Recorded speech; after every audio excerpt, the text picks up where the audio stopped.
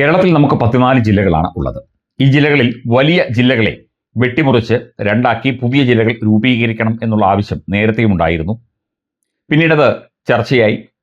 പിന്നീട് കുറേ നാളത്തേക്ക് അതേക്കുറിച്ച് വാർത്തകളോ വിശദാംശങ്ങളോ ഒന്നും കേട്ടില്ല. ഏതാനും മാസം മുമ്പ് തിരൂർ ജില്ല രൂപീകരിക്കണം, മലപ്പുറം ജില്ലയുടെ ഭാഗങ്ങളും അതുപോലെ മുറിച്ച് തിരൂർ ജില്ല രൂപീകരിക്കണം എന്നുള്ള ആവശ്യവുമായിട്ട് തിരൂര് സബ് കളക്ടർ രംഗത്ത് വന്നത് അതും വാർത്തയായിരുന്നു. എറണാകുളം ജില്ലയും ഇടുക്കി ജില്ലയുടെ ചില ഭാഗങ്ങളും ചേർത്ത് വെച്ചുകൊണ്ട് വിഭജിച്ചുകൊണ്ട് മൂവാറ്റുപുഴ ജില്ല രൂപീകരിക്കണം എന്നുള്ള ആവശ്യവും ശക്തമാവുകയാണ്. മൂവാറ്റുപുഴ ഇപ്പോൾ താലൂക്കാണ്, അത് ജില്ലയാക്കി മാറ്റണം എന്നുള്ള ആവശ്യം പ്രദേശവാസികളടക്കം ഉന്നയിക്കുന്നുണ്ട്. പുതിയ ജില്ലകളും താലൂക്കുകളും ഒക്കെ രൂപീകരിക്കാനുള്ള സാധ്യത ഉണ്ട് എന്നുള്ള വാർത്തകളാണ് പുറത്തു വരുന്നത്. അത് സാങ്കേതികമായി അത് എത്രത്തോളം സാധ്യമാകും, എങ്ങനെ സാധ്യമാകും എന്നതിനെക്കുറിച്ചുള്ള ചർച്ചകൾ പിന്നീട് നടക്കുമായിരിക്കും. ജില്ലകൾ വിഭജിച്ച് പുതിയ ജില്ലകളും താലൂക്കുകളും രൂപീകരിക്കാനുള്ള സാധ്യത ഉണ്ട്. ദേശീയ ശരാശരിയേക്കാൾ കൂടുതൽ ജനങ്ങളെ ഉൾക്കൊള്ളുന്ന ജില്ലകൾ വിഭജിക്കും എന്നാണ് സൂചന. ഇതേക്കുറിച്ച് പഠിക്കാൻ കമ്മീഷനെ നിയമിക്കും എന്ന ബജറ്റിലെ പ്രഖ്യാപനം ഇതിന്റെ സൂചന കൂടിയാണ്.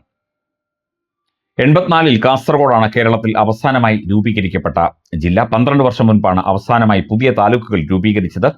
പുതിയ സെൻസസ് വിവരങ്ങൾ പുറത്തുവന്ന ശേഷം ജനസംഖ്യാ പ്രാതിനിധ്യം കൂടി കണക്കിലെടുത്തായിരിക്കും പുതിയ ജില്ലാ രൂപീകരണം സംബന്ധിച്ച് സർക്കാർ തീരുമാനമെടുക്കുക എന്നാണ് റിപ്പോർട്ടുകൾ.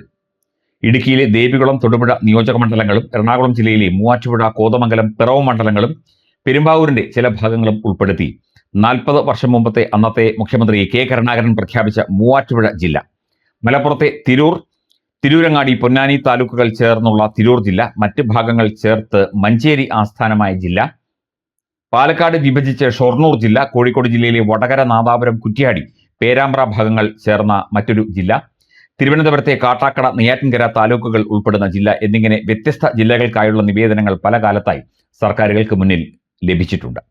ഇതിനു പുറമെ പുതിയതായി താലൂക്കുകൾ രൂപീകരിക്കണം എന്ന ആവശ്യവും ശക്തമായിട്ടുണ്ട്.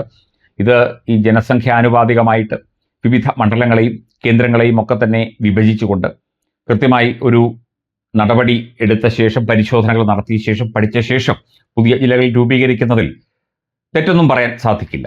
ജില്ലകളുടെ എണ്ണം കൂടുന്നത് അത് ആ ജില്ലകളിലേക്ക് കൂടുതൽ വികസന പ്രവർത്തനങ്ങളും അല്ലെങ്കിൽ അതിൻ്റെ സർക്കാർ സംവിധാനങ്ങളുടെ നോട്ടവും അതിൻ്റെ ഭാഗമായുള്ള മറ്റ് പദ്ധതികളും നടപടികളും ഒക്കെ തന്നെ കൂടുതൽ കേന്ദ്രീകരിക്കപ്പെടും.